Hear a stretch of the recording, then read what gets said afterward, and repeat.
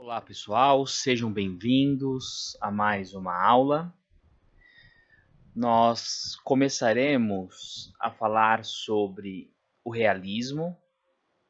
Teremos uma sequência de 5 vídeos em que nós vamos conversar sobre o conceito geral.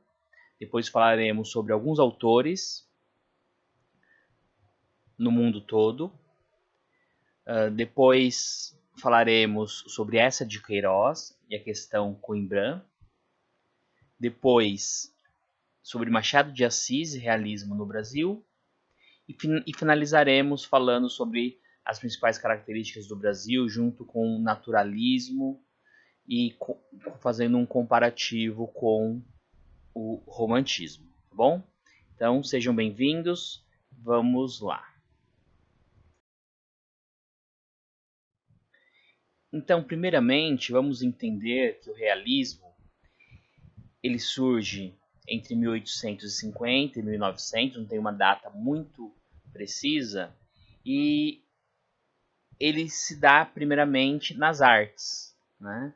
Ele foi influenciado pela industrialização que dominava a época. Então, como nós já conversamos, a literatura ela sofre uma interferência direta do contexto social que as pessoas vivem, que os artistas, que os escritores têm. Ao estar diante de várias transformações importantes do ponto de vista do que eles chamavam de tecnologia, industrialização, começa a haver uma transformação na maneira de pensar, de enxergar ali a realidade. Até então, no romantismo, nós tínhamos uma visão de mundo idealizada. Por quê? A burguesia precisava se inserir naquele contexto e nada melhor do que essa idealização para isso. No entanto, depois de um tempo, as pessoas sentiam a necessidade de representar o seu dia a dia da maneira mais próxima possível. Neste contexto que vai surgir o realismo. Lembrando apenas, como nós já conversamos em outra aula, embora a ideia de realismo tenha a ideia de real, o real é sempre um ponto de vista.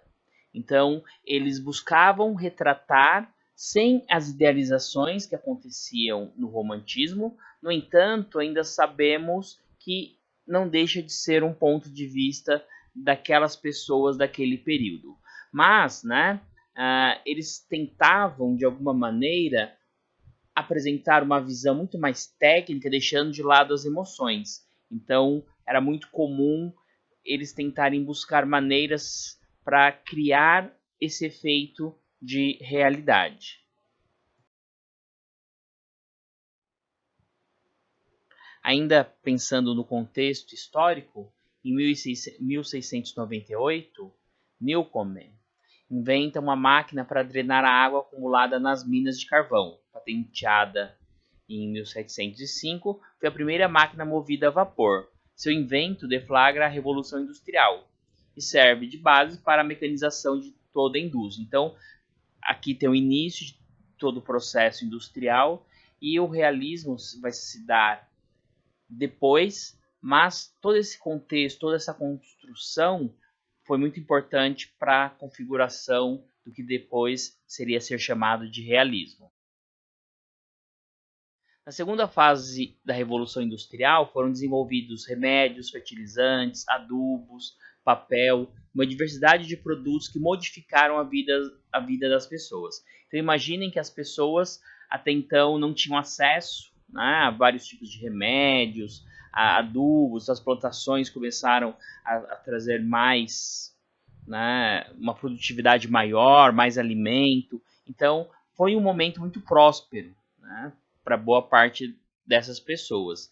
E também surge a eletricidade, que antes se limitava ao desenvolvimento de pesquisas em laboratórios, então elas agora começam a fazer parte do dia a dia de uma um determinado grupo da população. Então essas pessoas se sentem, né, muito ligadas a essa ideia da modernidade, da industrialização. Então aquelas ideias do romantismo, a ideia da idealização, parece não fazer muito sentido. Tanto que nós vamos falar que correntes científicas também são muito fortes nesse período. A substituição da energia a vapor pela energia elétrica possibilitou o melhor desenvolvimento das indústrias, bem como permitiu criar diversos instrumentos que facilitariam a produção. A eletricidade passou a ser utilizada também para iluminação e transporte, com o trem elétrico, e possibilitou diversos avanços no campo da comunicação. Então tentem imaginar, né, como seria a vida antes da eletricidade e depois várias ferramentas, comunicação, transporte, tudo o que veio junto com ela. E como isso fez com que a forma de pensar daquelas pessoas que viviam naquele período também acabou se transformando. Temos também lutas sociais, tentativas de revolução, novas ideias políticas e científicas, né, neste contexto. O mundo agitava-se e a literatura não podia mais viver de idealizações, do culto do eu, da fuga da realidade, como no romantismo. Então, os autores começam a tentar relatar a realidade deles, lógico, a partir do seu ponto de vista, mas sem as idealizações que até então tínhamos no romantismo. Foi nesse cenário de mudanças que surgiu na Europa várias tendências de cunho cientificista que contribuíram para moldar as visões de mundo predominantes da época. Então, importante aqui, né? As principais correntes científicas, né, foram o socialismo científico, o determinismo, o positivismo e o evolucionismo. Todos eles foram extremamente importantes. Vamos comentar um pouquinho cada um deles mais à frente. Então, primeiramente, o positivismo, tá? De uma maneira bastante simplificada, pessoal. Depois, se puderem, pesquisem mais sobre o tema, leiam um pouco melhor. É importante tentar entender, né, um pouco melhor essas correntes. Mas de uma maneira bastante resumida, o positivismo é uma corrente de pensamento filosófico, sociológico e político, que surgiu em meados do século XIX na França. A principal ideia era a de que o conhecimento científico devia ser reconhecido como o único conhecimento verdadeiro.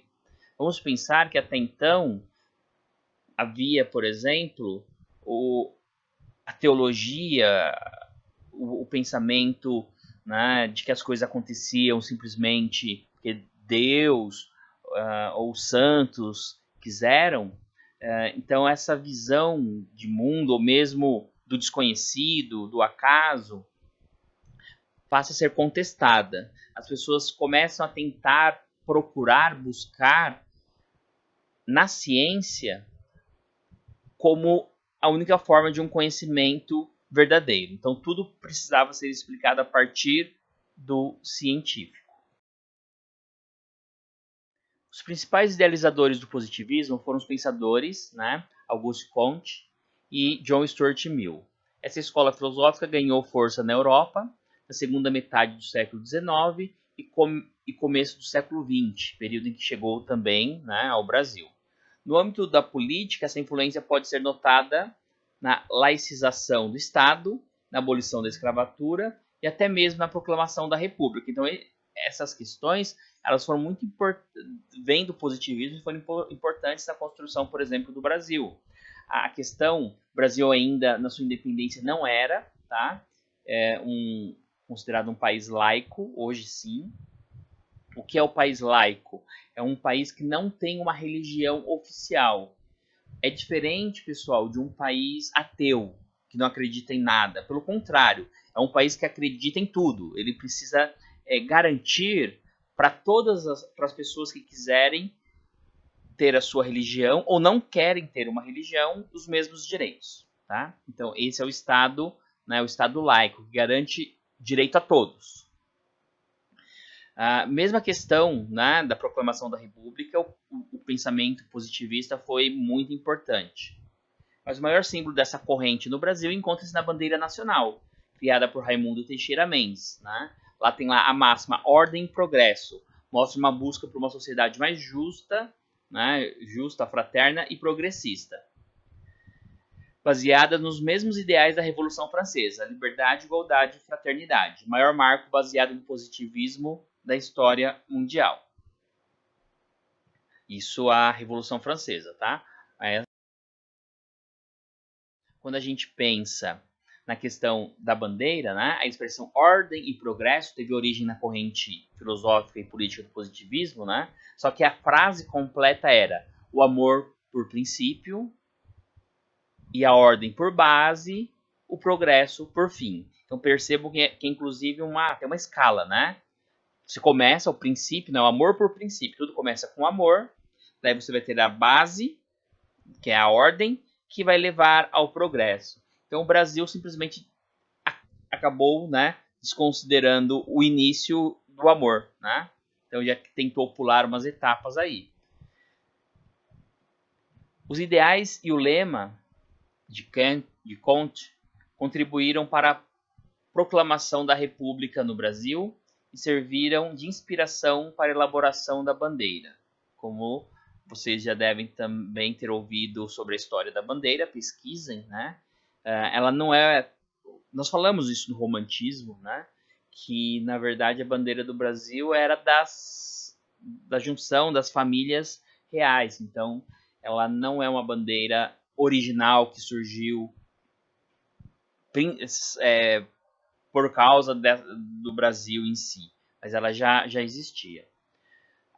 Foram acrescentados, claro, alguns elementos e transformados alguns elementos. O positivismo possui ideais republicanos, ou seja, vai contra o princípio que até então tínhamos, né, lá do império, com a busca de condições sociais básicas através do respeito aos seres humanos, salários dignos, bem como o melhoramento do país em termos materiais, intelectuais, principalmente morais. Então, a linha do positivismo era, né, trazer um desenvolvimento material, intelectual, moral, inclusive com salários dignos, então uma melhoria geral de toda a população. Temos também, né, o determinismo, né, que tem como ideia, né, que o homem é um produto do meio. Então, né, segundo a teoria, 3 elementos básicos contribuem para a formação, né, do homem, do seu caráter: a raça, o momento e o meio. Tá? Claro, boa parte dessas discussões atualmente foram muito atualizadas e repensadas e melhor redefinidas pela sociologia, entre outras ciências. Temos que para a época gerou, né, muita oposição, contradição, mas ao mesmo tempo muitas pessoas ficaram extremamente interessadas, né, nas teorias do evolucionismo de Charles Darwin, né, dentro dessa ideia do científico, de a ciência demonstrar como tudo acontece. Então, até a Darwin vem, né, com uma ideia muito interessante que muitos acabam que era a única ideia que poderia ser vista, né, além do criacionismo. Vamos lembrar também, pessoal, que às vezes há alguns equívocos, né, quando as pessoas falam do evolucionismo. Vocês, né, podem pesquisar também. Darwin nunca disse, por exemplo, que o homem veio do macaco, tá? Mas o que ele diz é que, por exemplo, o ser humano e os chimpanzés, por exemplo, teriam um ancestral comum dentro dessa teoria aí da evolução das espécies, ok? Importante também, a psicanálise de Freud é deste período, então mostra que o pensamento humano é muito mais complexo, tem o consciente, o inconsciente e várias questões que vão aparecer. Então é muito importante para o período, né, todo esse conceito da psicanálise que Freud vai introduzir. Temos também o socialismo, né, de Marx, que é a questão da luta de classes e toda essa questão que vocês já ouviram falar, nós sabemos. Foi bastante importante também para as pessoas começarem a pensar toda essa revolução industrial, o trabalho do proletariado, de uma maneira um pouco diferente, começar a questionar alguns destes princípios. Então imaginem só as pessoas que estavam ali nesse contexto histórico, tantas transformações, tantas ideias novas, né? Então por isso, né, a necessidade de uma nova literatura, de uma nova maneira de pensar, não só a literatura, mas como as artes de uma maneira geral. No Brasil, o contexto ele também é bem interessante, né? Nós temos a decadência da monarquia no Brasil, a abolição da escravatura, daí em seguida nós vamos ter a proclamação da República, né? E toda uma ideologia, pessoal, uma ideia de progresso. Era muito comum nesse período essa ideia de progresso. Todo este contexto de progresso faz com que a própria arte tenha algumas transformações. Então aqui nós temos na imagem os quebradores de pedras. Então percebam que são homens, não estão sendo idealizados, não tem nenhuma característica de serem fortes, musculosos, mas estão ali, né? Então são trabalhadores no seu dia a dia, fazendo um trabalho inclusive bastante que exige bastante esforço, né? Então está demonstrando ali. Então a característica principal é a abordagem de temas sociais, um tratamento objetivo da realidade do ser humano, em que as obras retratam cenas do cotidiano, das camadas mais desfavorecidas da sociedade. Em muitos casos, o realismo vai ser usado para fazer denúncias sociais, né? Até nessa perspectiva, né? do socialismo, da exploração. Então é comum, mas no realismo você não vai ver nada disso de forma explícita. Muito pelo contrário, está ali no subentendido. Eles vão mostrar uma obra que aparece um trabalhador com poucas condições, mas não vai ter nenhum tipo de questão trabalhada ou comentário em relação a isso. Fica sempre no subentendido. O sentimento de tristeza é expresso claramente através de cores fortes. O seu principal dinamizador foi francês, né? Gustave Courbet, que ele pintou a vida degradada pelo trabalho, explorado brutalmente. Mais do que isso, pintou a nova e a real miséria das classes oprimidas. E nisto, o realismo deu sua grande contribuição ao questionamento político da vida. Então, ele vai questionar, mas sem precisar, sem falar ou fazer um texto diretamente sobre isso. Eram necessários novos sentimentos para a arte, sentimentos concretos, reais, em vez do velho sentimentalismo de fachada. Então eles não queriam que fossem representados, né, aquele sentimentalismo que não correspondia ao verdadeiro sentimento daquelas pessoas. Por isso, Courbet rompe com o paisagismo romântico e não pintou os operários como heróis. Então, ele vai pintar dentro da perspectiva, né, do dia a dia, do cotidiano, realizando aquela sua tarefa, muitas vezes de segundo escalão, não considerada uma tarefa tão nobre. Buscava-se, desta vez, a retratação fiel da realidade e objetividade é marca consagrada em suas obras. Portanto, repudiam-se os temas de cunho fantástico, extraordinário ou sobrenatural. Embora nós vamos conversar um pouquinho sobre alguns autores que vão para esta linha e ainda assim continuam sendo autores considerados realistas.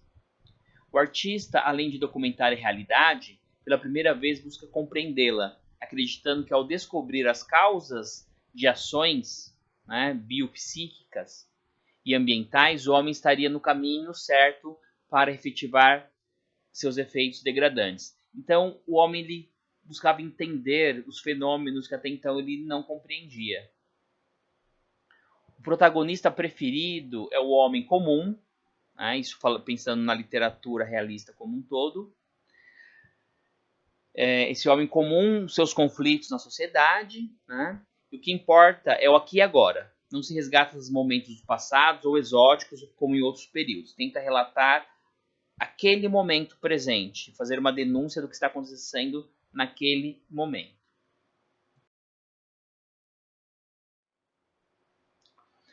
Quanto ao enredo, cabe destacar a minuciosa descrição das personagens em detrimento de suas ações. É assim que o autor busca compreender os conflitos.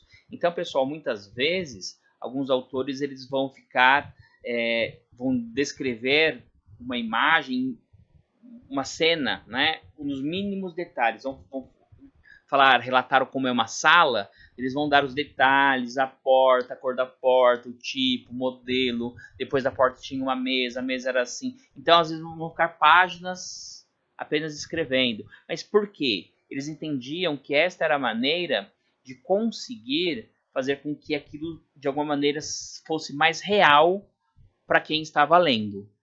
Então, para mostrar que não estava sendo idealizado, mas sim observado e relatado a partir de uma observação, os escritores buscavam este recurso. A linguagem utilizada é livre de arcaísmos, extremamente simples e direta. Então, mesmo que a gente leia hoje, às vezes parece um pouco difícil para a gente, mas o objetivo era ser uma linguagem clara e direta, respeitando as normas gramaticais, mas sem uso de figuras de linguagem obscuras. Então, eles buscavam muito ser compreendidos. Nos gêneros literários não há inovações. O romance e o conto prevalece.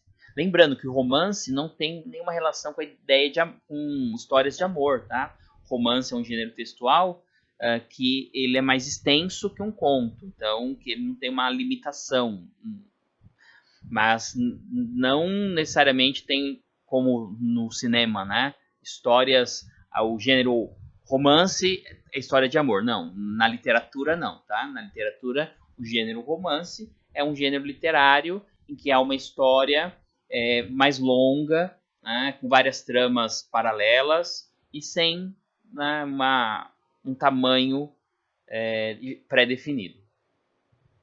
A crítica sociológica está presente na maioria das obras. Abordam-se temas como preconceito, intolerância, exploração. Instituições como a Igreja Católica e a burguesia eram alvos comuns dos autores realistas. Então vocês vão ver muitas obras que criticam a Igreja, membros da Igreja, como padres. A burguesia também, muitas vezes, essa classe burguesa que tem o poder, que tem o dinheiro, ela vai ser que até então no romantismo se via representada, agora ela será duramente criticada por vários autores do realismo. A gente finaliza nosso primeiro vídeo e até o próximo.